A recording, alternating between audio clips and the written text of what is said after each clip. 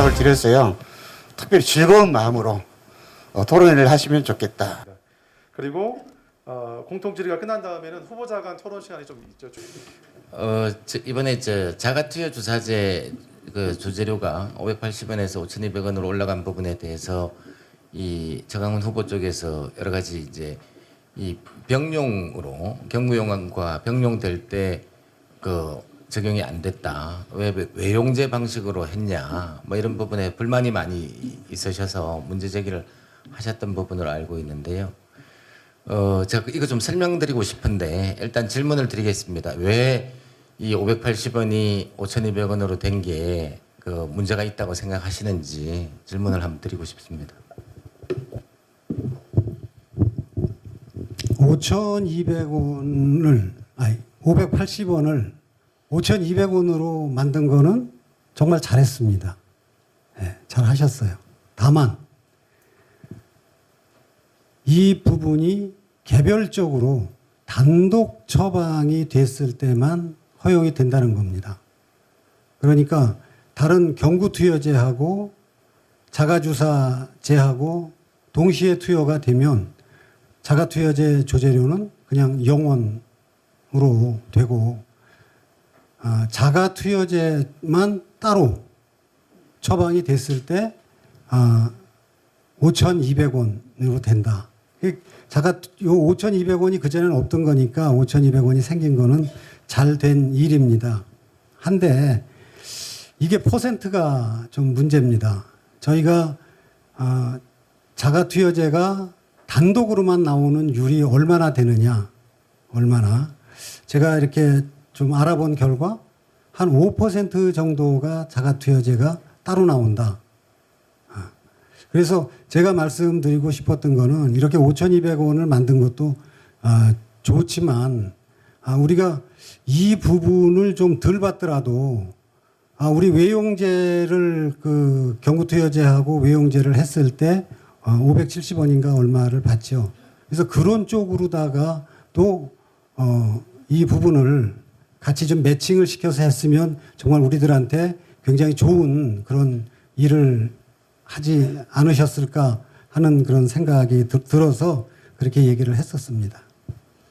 그러면 더 심화제 질문하셔도 됩니다. 네, 요 부분 관련해서 조금 제가 설명을 드리면은 우리 약국 조제 수가는 5가지가 있습니다. 그 중에서 4가지는 방문당 수가입니다.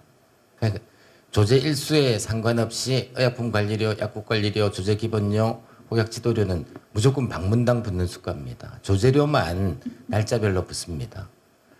그래서 외용제 같은 경우에 단독으로 나오면은 5,200원이 붙지만 같이 그 경구용하고 나올 때는 550원이 붙습니다. 상대가치 6.02 곱하기 90.9원. 그렇게 해서 550원이 붙는 겁니다. 근데 이거를 만들려고 하면은 아마 단독 주사제, 자가투여 주사제 이거 만드는 거 몇 년 더 걸릴 겁니다. 저는 그 자가투여 주사제 먼저 만들어 놓고 경구용으로 나올 때 550원 붙는 부분들은 이후에 만들어도 충분하다. 저는 그런 선택이 옳다라고 생각을 해요. 그리고 이 수가 체계에 대한 이해가 난 필요하다고 생각해요. 이미 경구용하고 같이 나올 때는 이 4가지 수가가 무조건 다 붙어서 나옵니다. 그 다음에 조재료가 다 날짜별로 붙어 나옵니다. 거기에다 플러스로 해서 상대가치 점수가 일부분 돼 있는 거다. 근데 왜 550원을 못 받았냐? 그렇게 이야기하면은 저는 이럴 때는 그런 선택을 하지 않아야 된다고 생각해요. 6개월이나 1년이나 데이터가 쌓이고 나면 550원 만들 수 있습니다. 그럼 어떤 게 옳습니까? 대안 없는 그냥 비판보다는 이런 어떤 일을 만들어가는 방식들이 훨씬 옳다. 이런 말씀을 드리고 싶습니다. 예, 그러면 뭐 한 1년 걸리면은 550원을 더 받을 수 있다는 얘기입니까? 예. 자, 그러면 1년 더 걸리면 이 부분을 받을 수 있다고 지금 말씀을 하셨습니다. 좀 체크를 하시고 시간을 좀 기다려 봐 주시면 좋고요. 그때 가서 안 됐으면 나름대로 생각을 하시기 바랍니다. 그런데 이게 우리한테만 5,200원이 돌아온 게 아닙니다. 저희한테 5,200원의 수가를 주는데 이거 우리가 상식적으로 생각할 땐 의사들이 왜 이렇게 조용하지? 이런 생각 안 드십니까? 약사들한테 그 500원 하던 수가를 5,200원을 줬는데 의과에 복약 지도료라는 명목으로 570원씩 주어졌습니다. 저희 이거 되는 동안. 그러면 의사한테 복약 지도라는 부분을 저희가 내준 겁니다. 복약 지도는 약사가 할 수 있는 고유의 권한입니다. 이 부분을 내준 게 저희가 5,200원 이렇게 받아와서 생기는 게 연간 계산을 하면 한 8억에서 9억 정도 계산이 되고요. 의과로 넘어간 액수를 계산을 하면 9억에서 한 29억 원 정도까지 이 돈이 늘어납니다.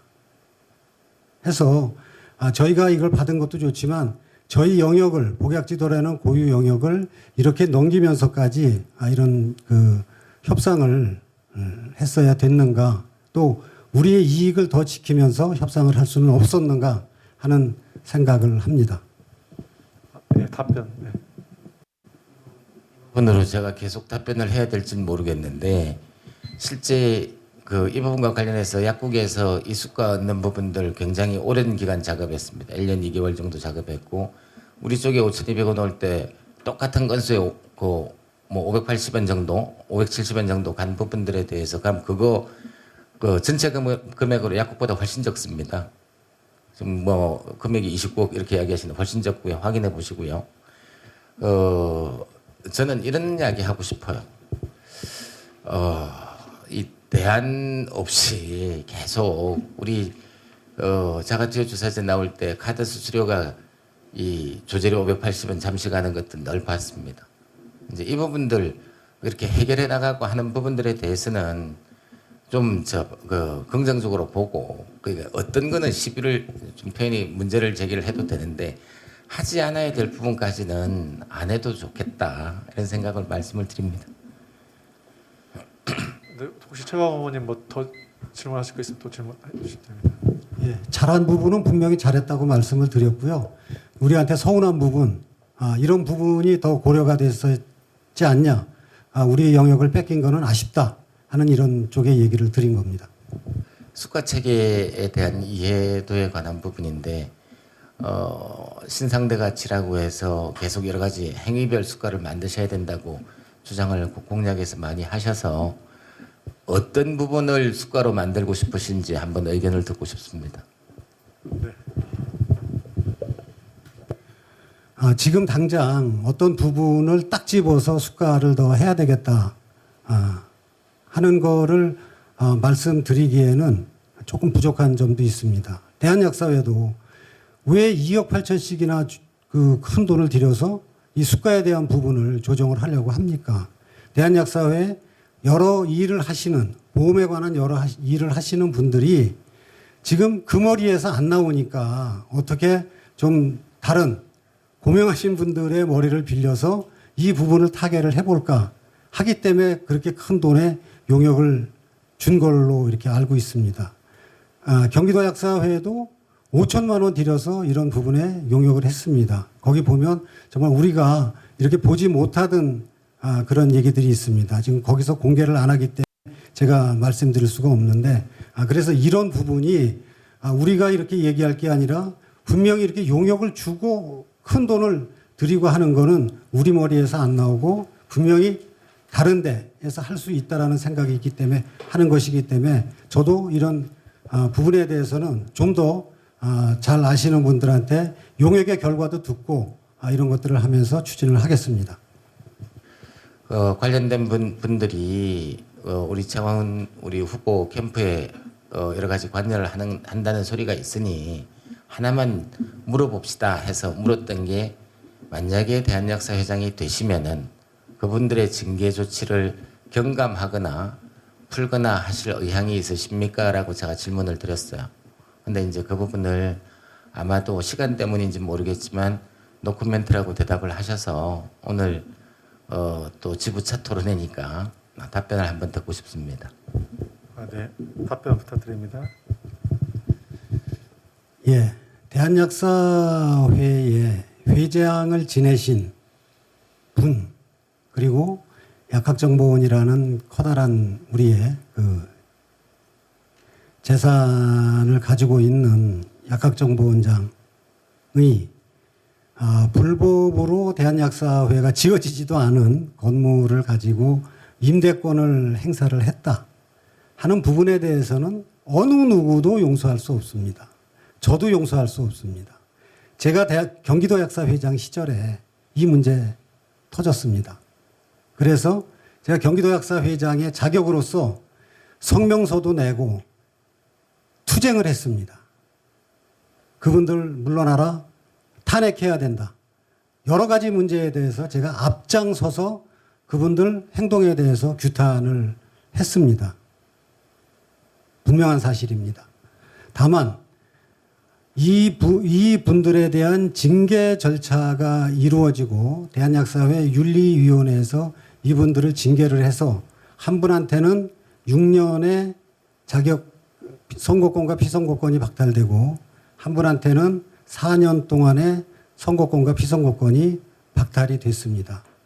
이 부분을 제가 대한약사회 회장이 되면 사면을 하시겠냐라고 저더러 물어보는 것 같습니다. 참고적으로 조찬희 대한약사 회장, 양덕숙 전 약학정보원장은 저희 캠프에 와서 절대 일을 하지 않습니다. 저도 요청한 적도 없고 또 나와달라고 부탁을 한 적도 없습니다. 저도 선을 긋고 있습니다. 이 부분 명확하게 말씀드리고요. 이분에 대해서 회장이 되면 사면을 하겠느냐라고 물어보셨습니다. 대한약사 회장은 이런 그 벌칙으로 이렇게 조치된 상황에 대해서는 사면권이 없는 걸로 알고 있습니다. 대한약사 회장은 사면권이 없습니다. 이렇게 말씀드리겠습니다. 공공심야 약국은 저도 경기도 약사 회장 시절에 경기도에서 처음으로 공공심야약국에 대한 조례를 만들고 도의 예산을 받아서 이 사업을 실시한 적을 있습니다. 공공심야약국을 하는 조건에는 우선 우리 약사 선생님들의 희생이 담보가 돼야 됩니다. 해서 지금 공공심야약국을 하게 되면 10시서부터 1시 정도까지 이렇게 심야약국을 하게 되는데 이렇게 되면은 일주일에 우리 약사 선생님들 근무하시는 시간이 115시간에서 많게는 120시간까지도 이렇게 근무를 할 수 있지 않을까 이렇게 생각을 합니다. 물론 공공심야약국만 하는 시간에 다른 선생님들도 이렇게 쓸 수는 있겠지만 좀 굉장히 힘들다. 하지만 이게 우리가 우리 약사의 우리 자신의 정체성이 무엇냐 또 우리가 국민에게 우리가 약사라는 입장에서 어떻게 다가가고 어떻게 느끼게 해야 될 것이냐 하는 부분에서 공공심야약국은 꼭 실시가 돼야 되고 거기서 생기는 부작용은 여러 가지 방법으로 이렇게 여럿이서 나눠서 해소할 수 있는 방법이 있겠다 싶어서 이 부분은 꼭 실행이 돼야 된다고 생각합니다. 네. 김대 후보님. 예. 여기 공공심야약국을 도입하자라고 하는 취지에는 여러 가지가 있습니다. 첫 번째는 국민들의 의약품 접근성입니다. 지금 우리 기억하실 겁니다. 11년 전에 그 안전상비약이란 이름으로 편의점에 나갔던 부분들에 대한 문제 제기의 핵심은 국민들이 약을 사는 게 불편하다라는 부분, 국민들의 의약품 접근성의 문제로 시작한 부분입니다. 마찬가지로 얼마 전까지 이 규제 샌드박스에 올라가서 난리를 쳤던 화상투약기도 똑같은 이야기입니다. 지금 정부에서 이야기하고 있는 편의점의 안전상비약 품목 확대하자라고 이야기하는 것도 똑같은 이야기입니다. 국민들이 의약품에 대한 접근성이 떨어졌을 때 생기는 문제들로 이야기가 되고 있습니다. 그런데 그 대안으로 공공심야약국이 들어왔을 때 국민들의 의약품 접근성은 굉장히 올라갑니다. 지금 제일 문제가 그 늦은 시간대 부분입니다. 그래서 그 부분에 대한 대안으로 이 부분이 대안으로 중앙정부 예산이 들어와서 공공심야약국이 만들어졌을 때 가지는 효과들은 그 약업계 내에도 굉장히 클 것이다. 국민들의 그 어떤 이 건강과 이 부분에 대해서도 굉장히 크다. 이런 말씀을 드리고 이 지자체가 힘이 있고 돈이 있는 데는 이 문제가 지자체에서 풀 수 있습니다. 하지만 지자체에 돈이 없는 지자체에서는 이 부분을 지자체 예산으로 하기가 어렵습니다. 그래서 중앙정부 예산을 6개월에 24억 정도로 요청이 돼서 정책위까지 해서 당 정책, 중앙 정책 예산으로 이 부분을 만들어서 진행을 하고 있습니다. 하는데 보건복지위에서 이 부분을 40억 원으로 6개월 40억 원으로 정액을 했습니다. 그리고 이 부분에 대한 공공심야약국 지원 법안이 어제 발의됐습니다. 정춘숙 의원 이름으로. 하고 이재명 후보가 그날 저하고 같이 마포에 너무너무 정말 훌륭하신 우리 새벽 1시까지 하는 여약사님 약국에서 그걸 보면서 그렇게 말씀하셨어요. 이거는 이 정책만큼은 그 비용 대비 100원이 들어갔을 때 나타나는 효과가 정말 국민들을 위한 데서 비용 대비 효과가 높은 정책이다. 그래서 이 정책만큼은 자기가 예산, 법률, 이재명 후보께서 그걸 하시겠다고 말씀을 주셨고 그 다음날 야근날 때 오셨던 윤호중 원내대표께서 그 부분을 인사말에서 아예 당 정책으로 하겠다라는 부분도 말씀을 주셨고 공공심야약국을 대통령 후보 공약에 넣겠다라는 말씀까지 진행이 돼서 이 부분들은 이번에 반드시 실현되도록 그렇게 하겠습니다. 제가 선거운동 요즘에 반 이상은 못하고 있다는 생각이 드는데 그거 제껴놓고라도 반드시 이 일만큼은 하겠다라는 약속들을 드립니다. 네. 정말 황당한 이야기죠. 황당한 이야기. 세븐일레븐에 가서 누가바를 찍으면 누가바입니다.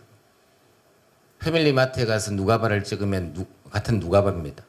메로나는 어디 가서 찍어도 메로나가 나와야 되고 그게 바코드입니다. 바코드의 표준화의 개념입니다. 기본 개념이. EDB 걸 찍든 어디 걸 찍든 다 찍으면 똑같은 게 나와야 합니다.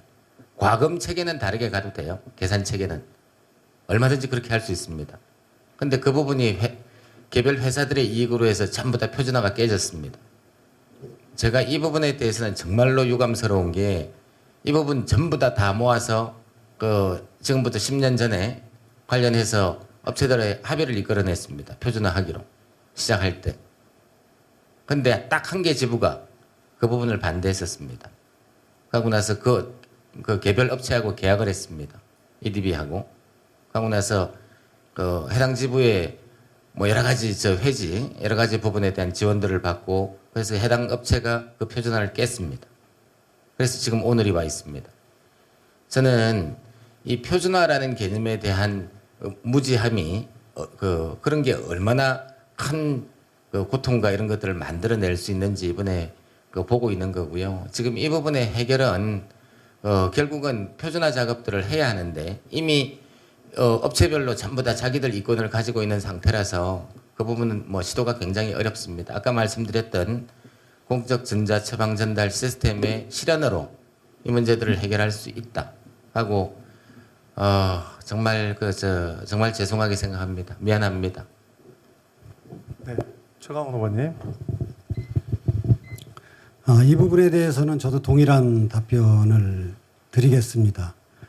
사적 기업으로 이루어지는 바코드 시스템으로 처방전을 읽어내는 이런 부분은 없어져야 된다고 생각을 합니다. 그래서 공적 처방전을 도입을 함으로써 이런 업체들이 난립 그리고 우리 약사님들이 처방전을 읽히는 대가로 금액을 지불하는데 그 금액이 회사의 이익으로만 된다면 영업을 위해서 일을 하겠다 그러지만 그 부분이 사실은 상당 부분 그 바코드를 쓰고 있는 병원, 의원으로 간다는 저희가 낸 돈이 그렇게 리베이트로 제공된다는 이 사실에 너무너무 가슴이 아픕니다. 해서 빨리 공적 처방전으로 이 부분이 대체될 수 있도록 노력을 하겠습니다.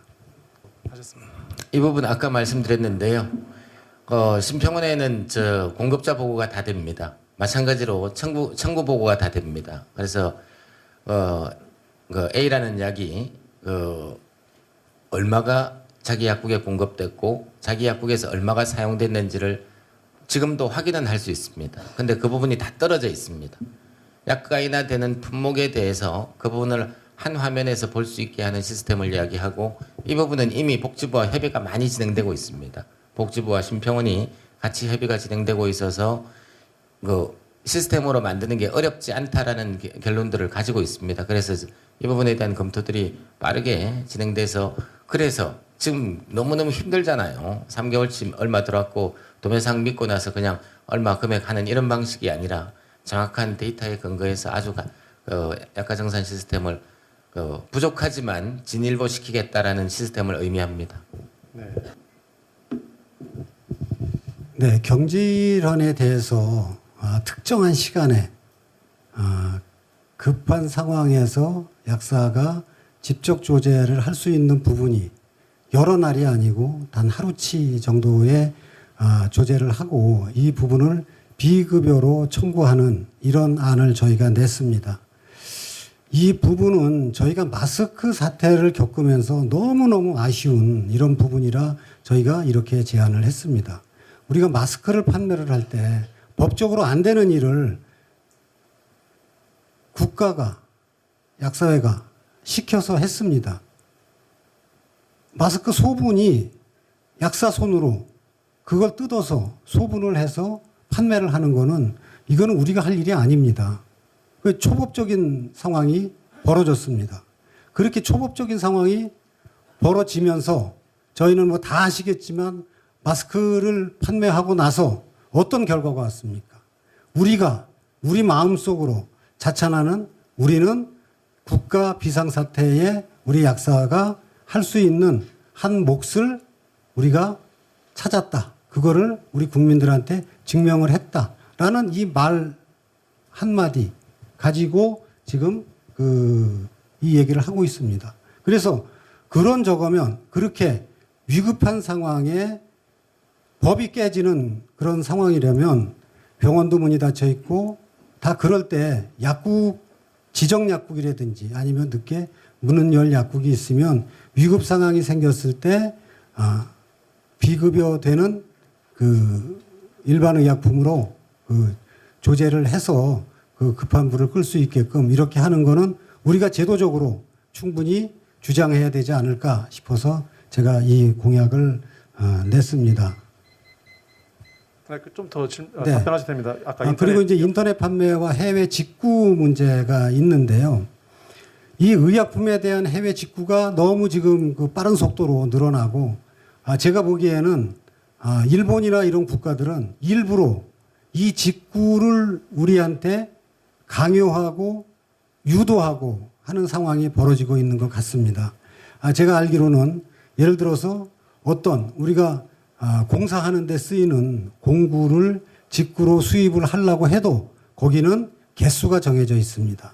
1개 또는 2개까지만 이렇게 개수가 정해져 있습니다. 근데 우리 의약품에 지금 이런 개수가 정해져 있지가 않습니다. 그래서 제가 그 대한약사회장 당선이 되면 이런 부분에 대해서 직구가 될 수 있는 부분의 개수도 정하고 인터넷에서 판매될 수 있는 의약품에 대해서 정말 그 사법기관과 논의를 해서 없앨 수 있도록 이렇게 최선의 노력을 다 하겠다라는 생각에서 공약을 했습니다. 네. 네. 부분은 제가 한마디 저도 좀 해야 될 것 같은데요. 거기 딱 간단하게 한 2가지만 이야기하면은 어떤 정책이나 이런 우리 약사들만 있는 게 아니거든요. 어떻게 보면은 우리 회원들이 볼 때 한 방 확 찔러 보지, 한번 좀 해보지, 가서 시위도 하고 머리도 한번 깎지, 이럴 수도 있습니다. 하지만 정책은 상대가 있고 정책은 대한약사의 정책만큼은 덕실을 계산한 정밀한 접근이 필요합니다. 근데 지금 아주 제한적인 부분에서 이 경질환에 대한 비급여 직접 조제 부분을 끄집어내는 부분들은 저는 이런 방식이 아니어야 된다고 생각합니다. 예외 지역에 아주 하는 경우도 아니고 약국에서 결국은 이거 선택분업 싸움 하자는 거거든요. 병원에서는 다른 이야기 하겠죠. 근데 그 싸움을 할 가치가 있는 정도의 정책인가 하면 생각을 해봐야 된다. 아무리 선거고 공약이지만 그런 부분이 하나 있고 그 다음에 하나 마스크 이야기를 아까도 하셨고 코로나19 상황도 이야기하셨는데 그래요. 맞는 이야기입니다. 코로나19 상황에서 비상 상황이 있었는데 그걸 정상 상황에서 자꾸 그때 그럴 수 있었잖아 이렇게 이야기하면은 그때 그럴 수 없었어요. 그때 그럴 수 없는 상황들이 있었어요. 우리 알고 있어요. 저는 이 소리에서 정말 많은 분들이 어떻게 생각하실지 모르지만 그때 마스크 부분 약국으로 가져온 거 저 잘했다고 생각합니다. 그 당시에 편의점으로 넘어가는 상황이 거의 확정적으로 넘어가는 날이었습니다. 청와대 보위 회의에서 그때 제가 참석했고 거기서 편의점으로 넘어가는 걸 막았습니다. 약국에서 하겠다고 했습니다. 그래서 우리 고생했습니다. 근데 그때 편의점으로 넘어갔다고 한번 생각해 보십시오. 약국이 가지는 이 상대적인 박탈감이나 이런 부분들에 대해서 생각하면은 정말 그런 선택이 어렵고 고통스럽고 그게 회원들을 힘들게 하기도 하지만 그거로 해서 만들어냈던 결과가 그냥 우리들끼리 이러는 게 아니라 대한민국 약국이 대한민국 약사가 이 사회에서 가지는 공공성과 사회적 기여 부분에 대해서 가졌던 의미들을 저는 크게 봐야 한다 이런 말씀 드리고 싶습니다. 저도 한마디 해도 되겠습니다. 사회적 합의를 깬다고 이렇게 얘기를 하셨습니다. 그러면 사회적 합의를 지키기만 하면 우리의 모든 것들이 지켜집니까? 저희는 때로는 사회적 합의를 깨려고 노력도 해야 됩니다. 그 사회적 합의를 깨는 노력이 저희들한테 저희 약사사회의 이익이 되고 우리의 직능을 확대시킬 수 있다 그러면 사회적 합의를 깬다라고 해야 됩니다. 의사들 심심하면 선택분업하겠다고 합니다. 선택분업하겠다고 하면서 그냥 말만 합니까? 자기들 이익을 챙겨야 되고 일이 있어서 그 부분을 가져가야 될 때 선택분업이라는 얘기를 합니다. 의사들은 왜 사회적 합의를 깨려고 합니까? 네? 우리만 이런 거를 지키고 우리만 그 모든 거를 준수하고 이런 상황은 저희 약사회에 도저히 이익이 되지 않는다고 생각을 합니다. 또 얘기를 하신 부분 하나가 마스크를 우리 약사사회로 약사회로 우리 약사 선생님들이 취급할 수 있게 한 부분 저 정말 잘했다고 생각을 합니다. 정말 잘했어요. 하지만 이 부분 때문에 우리가 지금까지 고통받고 마스크를 팔면서 그렇게 여러 가지 있는 욕 없는 욕을 다 먹어가고 어떤 사람은 목숨을 버리고 또 어떤 사람은 주민등록번호 기재를 잘못했다고 항의를 받고 경찰이 와서 조사를 하고 하다가 꼭 그것 때문에 그랬는지 모르지만 그날 밤에 돌아가신 분도 계십니다. 이런 저희들이 목숨을 내놓으면서까지 이 일을 추진했던 이 부분에 지금 우리가 마스크로 인해서 돌아온 이 상황이 뭐가 있습니까? 면세? 정치인들 약속했어요. 안 해줬어요. 우리 당시 김대엽 회장님 정치권이 그렇게 말하는데 어떻게 그걸 안 믿냐라고 얘기했어요. 저는 여러 곳에서 말 들었습니다. 김대엽 회장님이 면세를 못하면 내가 책임진다. 가서 들어 누워서라도 면세 받아온다라고 얘기하셨어요. 당시 회장으로서. 그런데 하셨습니까? 우리가 이런 목숨까지 내면서 정말 개고생하면서 이렇게 한 이 부분에 대해서 정말 회장의 자격으로서 가서 들어 누워야 됩니다. 청와대 앞에 가서 들어 눕든지 엎쳤든지 해서 우리가 한약사 문제를 하나 해결을 하든가 아니면 정말 DUR 통보되는 거를 대체조제 DUR 통보되는 걸 우리가 얻어오든가 이런 부분을 얻어왔어야 된다고 생각합니다. 우리의 많은 희생을 치르고 지금까지 아무것도 없다는 이 자체가 정말 너무너무 아쉽다라는 말씀을 드립니다. 뭐 한 말씀 해야 될 것 같아서요. 저기 사회적 합의 말씀하셨는데 사회적 합의 깰 수 있어요. 말 그대로 승부를 던질 수 있습니다. 근데 크기가 같아야 돼요. 여기 요만한 거 들고 우리 거 하나 얻어오자고 싸움판에 100개 그가 걸려 있는 싸움판을 벌릴 이유가 없다. 저는 그게 대한약사 회장이 가져야 될 자세다. 이런 부분을 말씀을 다시 한번 드리고 싶고, 그래 말씀하셨어요. 우리 마스크 하면서 너무너무 고생했어요. 욕 많이 먹었어요. 하고 여기 방송이 돼서 제가 좀 그러긴 한데 마스크 면세로 인한 그 계산들도 다 해봤습니다. 근데 이 면세 안 돼가지고 우리가 받은 상처들 굉장히 큽니다. 자존심도 상했고요. 그래서 이 부분들에 대해서 제가 서신으로도 그랬고 몇 번에 걸쳐서 사과의 말씀들을 드렸습니다. 그러면서 제가 그렇게 말씀드렸습니다. 그러면 안 됐으니까 이거로 끝내나? 그래서 대안 정책들을 만들어 왔습니다. 약국에 체온계 만드는 부분들 만들어내고 공공심야 약국 예산 지원 받고 뭐 여러 가지 부분들을 대안들로 제시를 하고 만들어 가고 있습니다. 저는 그때 그렇게 말씀드렸어요. 면세로 약속되던 면세로 됐으면 제일 좋다. 하지만 그거로 안 됐을 때 약사 사회가 미래로부터 받고 있는 위협들을 제거하는 정책들을 만들어내는 게 또 의미 있다. 실제 뭐 공공심야 약국으로서 가져올 효과들, 그다음에 체온계가 나름대로 가져올 효과들, 저는 그거 적지 않다고 생각합니다. 젊은 우리 회원분들은 모르시겠지만 약국에서 체온 재면은 병원에서 진료 행위한다고 고발하고 그랬었습니다. 근데 정부 돈으로 약국에 체온계가 들어왔고 그 옆에 이제 혈압계가 들어오고 뭐 여러 가지 들어와서 약국이 지역의 건강센터로서 역할을 할 수 있다. 뭐 이런 여러 가지 대안들을 찾는 노력들을 하는 게 대한약사 회장이라고 생각합니다. 맞습니다. 약속해놓고 실패한 거 있습니다. 저 그러지 않은 회장 됐으면 정말 좋습니다. 근데 대한민국의 청와대 정책실장이, 복지부 장관이, 식약처장이, 청와대 수석이, 여당 대표가, 주무부처 장관까지 전부 다 한 약속을 제가 그러면 회원들한테 뭐라고 이야기합니까? 그런 약속 못 받았다고 해야 합니까? 약속 받았다고 이야기했습니다. 근데 기재부 반대로 깨졌습니다. 제 책임 느낍니다. 정말 죄송합니다. 하지만 그래서 나는 그런 이야기를 하고 싶어요. 다 100%, 나라도 그렇고 어디도 그렇고 100% 백전백승을 하면 좋지만 질 때도 있다.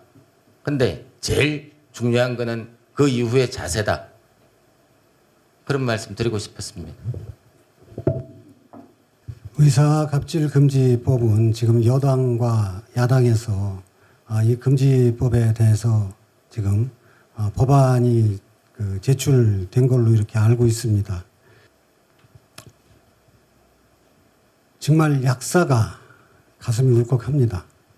약사가 의사한테 가서 무릎을 꿇고 이 상황이 정말 우리의 자존심, 우리의 존재감 이런 부분을 너무너무 상하게 하고 우리의 존재감마저 의심케 하는 이런 일들이 지금 벌어지고 있습니다. 해서 이 법은 지금 제출된 법만으로는 부족하다고 생각을 합니다. 하지만 법으로도 어떻게 법이 만들어진다고 해서 그 법이 전부 효력을 발생할 거라고는 생각지 않습니다. 그래서 이 부분은 제가 분명히 갑질에 관한 금지법은 제가 집행부를 맡게 되면 분명히 속 시원한 답을 내놓도록 하겠습니다. 차등숙과에서 벗어나지 못하고 왜 의사회는 다 그게 끝났는데 우리는 지금까지 계속 이걸 하면서 계속 이거 이끌고 가야 되는 건지 한번 두 분의 한번 말씀을 듣고 싶습니다. 근데 상황들이 많이 바뀌었습니다. 그때 제가 답변하기를 차등숙과제 부분에 대한 완화 이런 부분들이 필요하다라는 말씀을 드렸는데 제가 회장을 하는 3년 동안에 어떤 일이 있었냐면은 아시는 것처럼 코로나19가 있었고 코로나19로 해서 처방이 많이 줄었습니다. 그런 과정에서 이 배출된 젊은 약사들의 구직난 여러 가지 상황들이 있었습니다. 이제 그 상황에서 만약에 차등숙과제 숫자를 75건에서 더 줄여 나간다면은 지금 젊은 약사들의 어떤 취업이나 이런 부분에 있어서 많은 문제들이 발생할 거라는 생각들을 가지고 있습니다. 이 부분은 저는 그렇게 답변 드리고 싶습니다. 상황들을 조금 더 봅시다. 지금 당장 이 부분을 칼로 물 베듯이 더 줄여봅시다. 이렇게 답변 드리기가 어렵다. 이런 말씀을 드리겠습니다. 최강욱 의원님. 차등숲과 굉장히 많은 문제점을 안고 있죠. 풀면은 푸는 대로, 줄이면 줄이는 대로 문제가 있습니다. 저는 그냥 단적으로 말씀을 드려서 차등숲과는 현 상태대로 유지를 하는 게 일단은 좋겠다라고 말씀드리고 싶습니다. 지금 말씀하셨던 부분 실제로 이제 뭐 검토를 한 적이 있고 근데 이제 이 일수 계산이나 이런 게 좀 그렇더라고요. 이게 이 사람 수 계산하는 방식이 약국만 별도로 계산하는 방식이 아니라서 의원이나 또는 뭐 전체 인력 계산하는 방식들이 이게 인료율을 약국 쪽은 드러내고 넣고 하는 부분들이 굉장히 현실적인 어려움이 좀 있었어요. 그 부분이 하나 말씀을 드리고 저는 이제 아까 뭐 답변을 못 드린 부분이기도 한데 조금 더 엮어서 말씀을 드리면은 제일 중요한 이야기가 우리 돈을 삭감된 거니까 그래서 이제 건강보험공단 김영기 사장님하고 또 간담회 자리에서 우리가 공식적으로 요구했던 게 해당 금액에 대해서 우리 쪽 용도로 쓸 수 있게 해달라. 그래서 다제약물 사업이나 여러 가지 부분에 예산으로 쓸 수 있는 부분들로 만드는 부분들에 대한 협의들이 하나가 진행되고 있다는 말씀드리고 이제 똑같은 부분으로 아까 제가 답변 못했던 걸 하나만 말씀드리면 아까 그 이야기 있었죠. 약사들 공직 군대 문제 이야기했을 때 그 부분도 지금 그런 생각을 하고 있습니다. 보건소 쪽에 공중보건 약사가 옛날에는 조제를 해야 했어요. 여러 가지 문제. 근데 지금은 이 다제약물 사업이나 이쪽에 공중보건 약사들이 역할을 할 수 있게 하는 부분에 대한 협의들로 해서 지금 용년제 약사들이 이제 졸업하고 통용년제로 들어와서 졸업하고 군대를 가는 대신에 공중보건 약사 인력으로 활용될 수 있다. 뭐 이야기가 좀 옆으로 비켜나갔는데 이제 그런 부분이 이제 새로운 사업 구도 속에서 이제 이 우리들 예산 부분을 그쪽으로 사용되게 하는 부분들, 우리 쪽의 인력들을 그쪽으로 넣는 부분들 이런 부분들을 고민하고 있습니다. 네. 최강욱 의원님 혹시 답변? 네, 이 차등수가 부분에 대해서 대한약사에다 건의를 하셨다고 이렇게 했었는데 지금 검토를 하신 모양입니다. 저는 이제 그 건의를 받지 못한 그런 상황이라 제가 가지고 있는 그 생각을 지금도 고수를 하고 있습니다. 근데 지금 부회장님 말씀 들어보니까 그 여러 가지 방법을 동원을 하면 다 100% 만족은 아니지만 많은 수가 만족을 할 수 있다라는 방안을 도출할 것도 있을 것 같습니다. 저 대한약사회장에 당선되면 이 부분에 대해서 TF팀을 만들어서 연구하도록 하겠습니다. 요양병원에 대한 인력 문제가 이제 병원 약사의 차원에서도 굉장히 해결해야 될 그런 숙제라고 생각을 합니다. 갑자기 말씀을 드려서 저기 하긴 한데 그거에 대한 좀 의견이 있으시다면 말씀해 주시면 감사하겠습니다. 요양병원의 인력 기준을 강화하는 부분은 단계로 해서 뭐 이 내용들 아실 거라고 생각하는데 병원 약사회하고 협의하에 진행되고 있는 부분입니다. 요양병원의 인력 기준을 강화하고 병원급의 인력 기준을 강화해 나가는 단계를 가지고 있다 이렇게 말씀을 드리고요. 이걸 위해서 지금 인정평가원 쪽에서 이 부분에 대한 심의들이 이번에 그 인정기준 바꾸는 게 4차 인정기준 변경 부분을 하고 있습니다. 이 부분에 대한 병원 약사의 의견들을 그 인정평가원 쪽에 협의 과정을 거쳐서 제시를 했고 관련해서 뭐 인정평가원장님 그다음에 관련한 보건복지 쪽하고 협의들을 진행했었다라는 말씀을 드리고 제일 중요한 게 이 부분인 것 같아요. 인정기준에 일단 들어가야 지금 그 병원 약사 수가라는 게 어떻게 보면은 굉장히 그 대한약사회가 할 수 있는 수가가 아니거든요. 병원의 수가 부분으로 들어가 있는 부분입니다. 여러 가지가 섞여 있는 부분이 있는데, 근데 이제 인력 기준만큼은 이 평가 인정에 들어가야 병원이 부담을 느껴야 그래 약사 인력이 늘어나고 약사 인력이 늘어나야 약사들의 그 임상 쪽, 팀 의료 쪽에서의 기여도가 올라간다. 특히 이제 이런 부분들이 있어서 그 부분들을 알고 있고 협의하고 진행하고 있다고 말씀드릴게요. 네, 우리 최강 의원님. 네. 예, 저도 뭐 생각이 동일하다는 부분을 말씀을 드리고요. 저는 그 병원약사회가 하는 일에 또 하고자 하는 정책에 대한약사회가 훨씬 더 힘을 많이 더해서 그렇게 일을 해야 된다고 생각을 합니다. 무슨 인력 기준 여러 가지 그 병상에 관한 문제, 그 대응 문제 여러 가지가 있지만 병원을 찾아가 보면 약국은 지하 1층에 있습니다. 약재부가 항상 해가 안 들어오는 지하에 있어요.